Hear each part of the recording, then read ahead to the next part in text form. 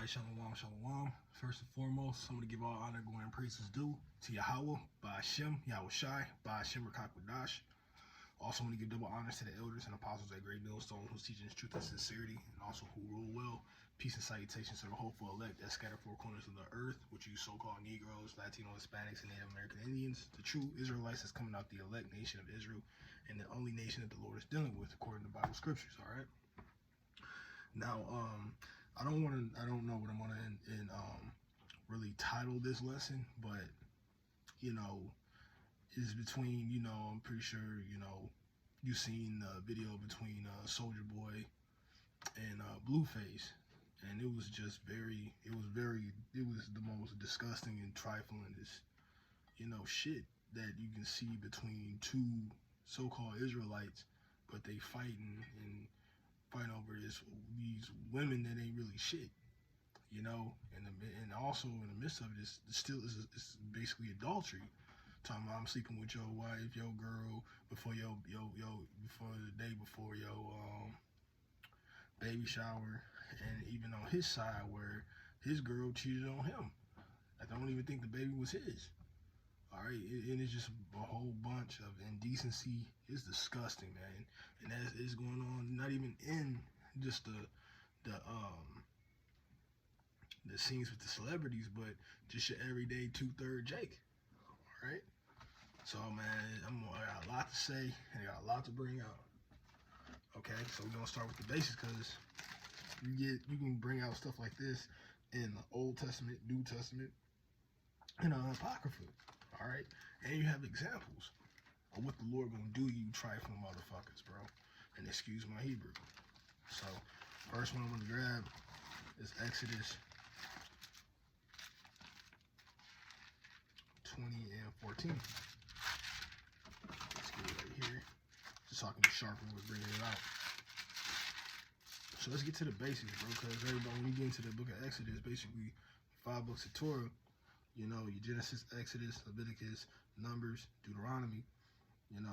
That's basic. Your basics, your basic foundation. All right. So the point will be, we'll start at 12. All right. So these are the basics.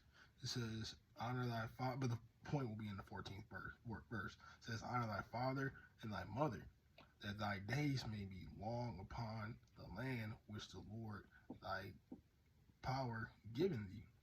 Thou shalt not kill. And 14, thou shalt not commit adultery.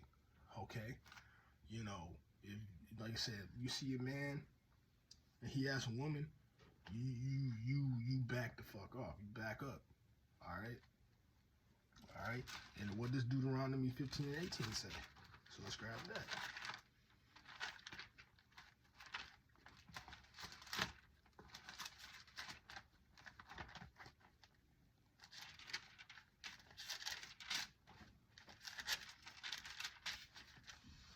Deuteronomy 5 and 18, it reads, neither shall thou commit adultery. So with these two precepts, it's basically it's just keeping it in a book. It's just letting you know, don't do it. Just don't do it. There's no loophole. Because Jake, they like to come up with every excuse, on how to bag or try to it's a saying that Future say, part of my collection. If we fuck, part of my collection. And that's what Jake is really about, man. Okay? But you see those particular scriptures put together is basically getting to the point. It's just keeping it in the book. You shouldn't do it.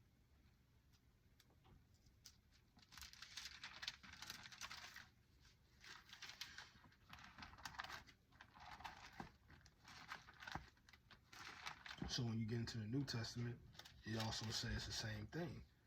Because like I said, come in the whole volume of the book, and even Yahweh Shai preached it, right? And it says, this is Matthew chapter 5 and verse 27. It says, ye have heard that it was said by them of old time, thou shalt not commit adultery. And it says, but I say unto you that whosoever looketh on a woman to lust after her hath committed adultery with her already in his heart. Let me read that again because I missed a word. So verse 28 says, but I say unto you that whosoever looketh on a woman to lust after her hath committed adultery with her already in his heart. So like I said, when you see like these, like you say, you see a man and a woman, and you know she holding her man's hand, but you sitting there looking like, man, she got a fatty, man. And you know what I'll do to her? Oh my God, if I had a chance, you lusting after her, you know. And we can get that scripture in 2 Samuel, the 2nd chapter, no, the 11th chapter of Salakia. So we'll use that as an example of how our minds are, you know. Because women always be all like, yeah, you men like to think with y'all second heads, and they do have a point, because we got the heads down here, and then we got the urges downstairs, man. You got the loins, but that's where you get to be a man. You get to have. I'm gonna save it, but let's get into some more scriptures. So let's get Romans 2:22. And as you can see, it's talking about, yo, don't be committing adultery all through the scriptures, both old and new.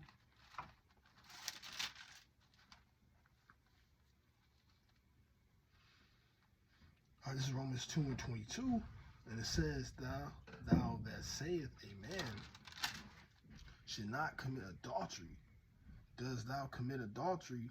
Thou that arborest idols, does thou commit sacrilege? Okay, so that's one. And then you get into Romans, the 13th chapter, and the 9th verse.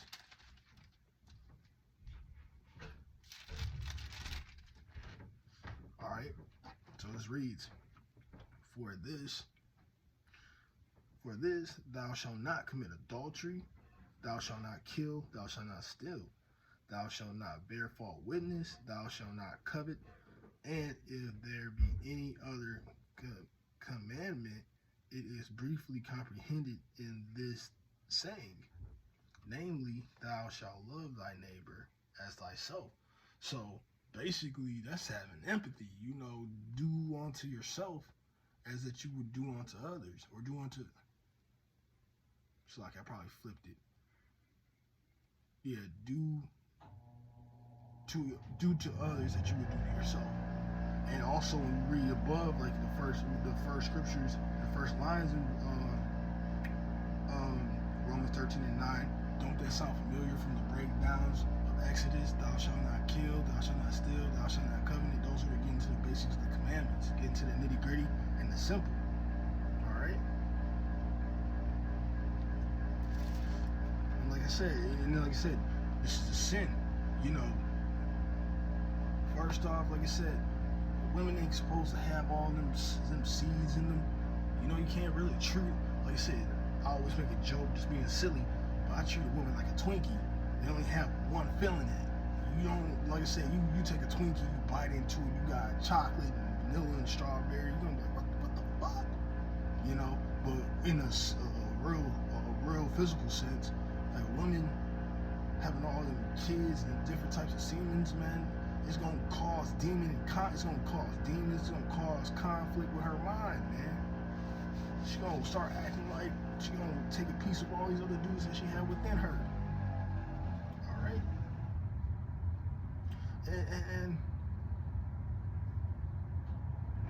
and like I said, that's a physical, but let's look at it as spiritual, as a consequence. Now it's gonna stay the list, but it's gonna have a key word into it that you're not supposed to be doing. And like I said, this is going to be the consequence. So this is 1 Corinthians chapter 6 and verse 9. All right. Let's start at verse 8. It reads, Nay, ye do wrong and defraud, and that your brethren. Okay, but verse 9, and this is the point, and it says, Know ye not that the unrighteous shall not inherit the kingdom of Yahweh? power. All right, the unrighteous, and then it's going to give you some key words that will, if you are a part of that, you out the kingdom, man. So it is, be not deceived, neither fornicators, okay, nor idolaters, nor adulterers. All right, getting back to adultery, that's the point.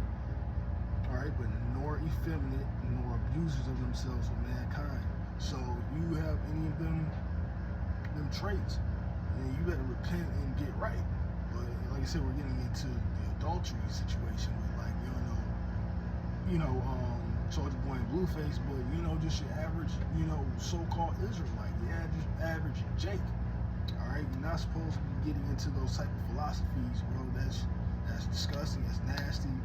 You can get STDs like messing with the next man's woman, or just messing with any next dude's woman, bro. So another one I wanted to grab was 2nd Adultrest, the 5th chapter. It's a key word in there. And it's going to even get worse. Okay? And it's a key word, though, that I need to bring out. But this is 2nd Adultrest, chapter 5, and verse 10. And it reads, "And it shall be sought of many, and yet not be found. Then shall unrighteous and incontinency be multiplied upon the earth." So the word that I was getting into is incontinency. And when you basically get into the word, when I look it up on Google, it was getting into a lack of restraint, a lack of control. And I was talking about earlier how women always be making fun of us, like, yeah, y'all think with y'all think with the mind downstairs, y'all think with y'all loins, but that we do get them urges down there. Sometimes, like I said, when I was in the world, I'll be contemplating, like, oh man, but now, like I said, when you come in this truth and you want to put off that old man, you gotta have self-slocking. When you put off that old man, you gotta have self-control. You have to fight them urges, man. But like I said, you're seeing it. Like I said, today, on today's side, you're seeing more of, and honestly, it's not even a lack of self-control or restraint. They all for it. They wanna. You tell a woman this, yeah, I got a man, but I ain't gonna tell him come over. You think, man, the average Jake gonna be all for it? Okay? They into this wickedness, bro. Like, you sitting there fight over this chick, and like I said, Krishan, bro, that ain't, man, that's a busted, man. That's a busted bitch, man. I'm sorry. Not sorry, but yo, man, it's like, man, we here to serve the Lord and get right. That's man, the Lord is like, man, the Lord is pissed. Like I said, man, we supposed to be his children, and look how we represent him. Man, I can see why he about to destroy 2/3 of our people. And like I said, bro, don't even be sorry for them, don't even pray for them, bro, because they ain't gonna change and they gotta play their lock. Alright? And like I said, this is more, and like I said, we can have examples in the scriptures of that. So let me get into 2 Samuel, because it was basically getting to the nitty gritty. If you break it down correctly, this is what we go through. What Jay go through today. All right, so I'm gonna start at verse 2, and it reads. This is 2 Samuel, chapter 11, verse 2. And it says, "And it came to pass in the evening tide that David rose off his bed and walked up on the roof of the king's house. And from the roof he saw a woman washing herself, and the woman was very beautiful to look upon. So he was like, going on the roof. Oh shoot, shorty in the shower. Oh, she was basically he was lusting. He was like, God, like damn,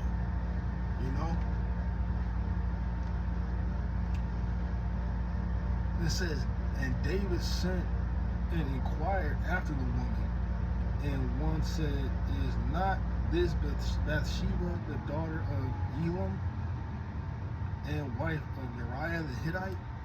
So he was like basically telling one of his cohorts, like, yo, bring me short. And then basically he was like, yo, I think that's old dude's girl. You know, basically giving him the one up, the heads up. And he was like, I don't care. And it says, and David sent a messenger and took her, and she came in unto him, and he laid with her, for she was purified from the unclean. She was purified in uncleanness, and she returned unto her house. So basically, you know, when he said he laid with her, he had sex with her. You know, he stabbed. And it says, and the woman conceived and sent and told David and said, I am with child. So basically, David got her pregnant. So, you know, so he committed adultery with a woman that wasn't his. You know, she was with Uriah. So basically, then, like I said, what he did, he put Uriah on the front lines of the war, and he got killed. He got slaughtered. He basically finessed to set him up. It says, let me see.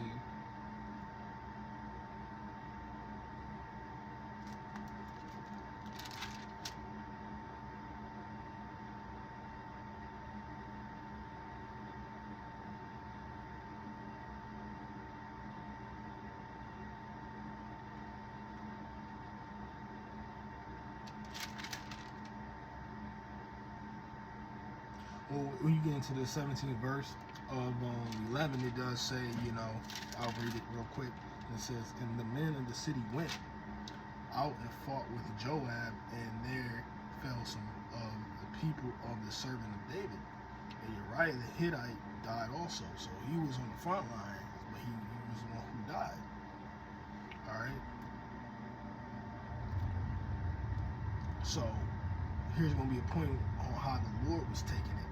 So, but the point will be in the 27th verse. And so 26, it says, and when the wife of Uriah heard that Uriah, her husband, was dead, she mourned for her husband. So she was weeping, she was crying. Verse 27, and it says, and when the mourning was past, David sent to fetch her to his house, and she became his wife, and bare him a son. But, and we this point, but the thing that David had done displeased the Lord. The Lord was not happy. The Lord was pissed. Okay? So, it was a consequence, though. It was a consequence for it. Because it was a point where,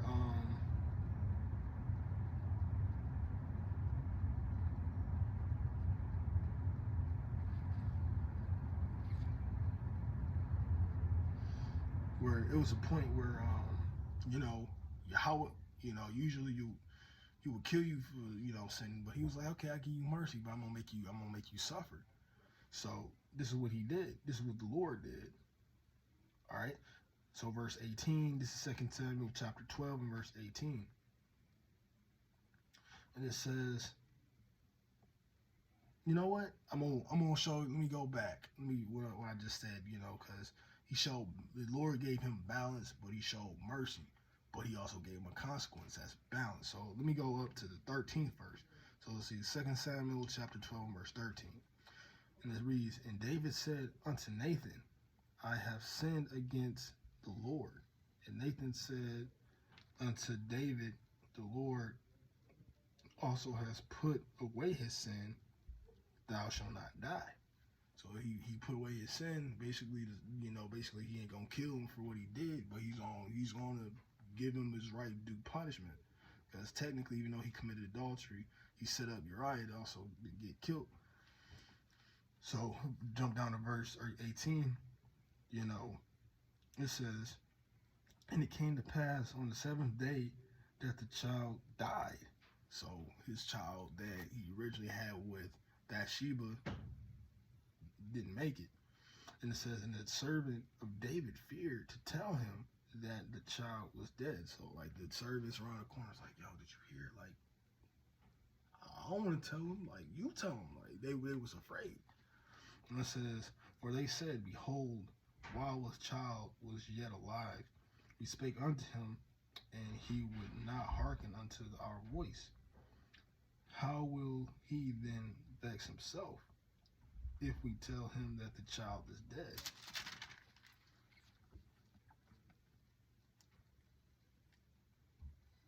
So basically the point, like I said, the consequence with that was, his son didn't make it. Because, like I said, he committed adultery, lusting after the next man's woman. So, and that goes, like I said, now that's why we having, so many, miscarriages and stuff going on, man. But it's all through the Lord. But, don't want to be too long-winded with this particular lesson. But again, I want to give all honor, I want to close out, still want to give all honor to, Yahweh, Ba'Shem, Yahushai, Ba'Shem, Dash. And again, double honors to the elders and apostles, the great millstones, teaching the truth and sincerity, and also who rule well. Peace and salutation to the hopeful elect that scattered four corners of the earth. I want to close out, say shalom, and on to the next lesson.